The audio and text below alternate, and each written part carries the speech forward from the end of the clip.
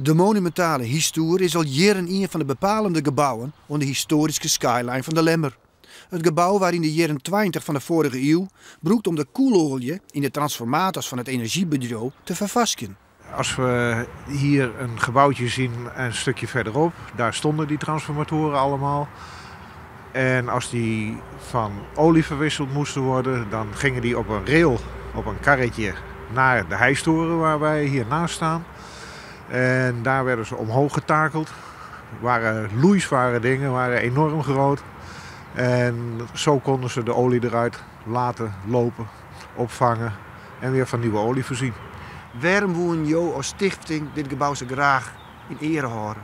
Nou, voor Lemmer is dat in ieder geval een uniek gebouw. Het heeft natuurlijk toch een functie gehad binnen Lemmer en de wijde omgeving, de stroomvoorziening. En het gebouw aan zich heeft een echte historische uitstraling. De stichting koerde de Histoer voor €1 oerkeepje en had het gebouw intussen voor €25.000 restaureerd. Doel is wel dat het monument voor het publiek toegankelijk blijft. Kunstenaar Anne-Jan de Rapper wil er een atelier en een expositie rond die vestigen. Kijk, we gaan beneden lesgeven en boven gaan we tonen. Dus er wordt gemaakt door amateurkunstenaars, maar er wordt ook getoond door professionele kunstenaars. Er komt hier nog een etage in? Ja, er komen etages in, dus hierboven komt nog van alles. Dat komt erin te hangen. Dus je kunt van de ene ruimte naar de andere lopen straks via allemaal trappen. Je hebt ook een geweldige uitzicht hierboven, dat is heel leuk. Die toren staat op een bijzondere plek.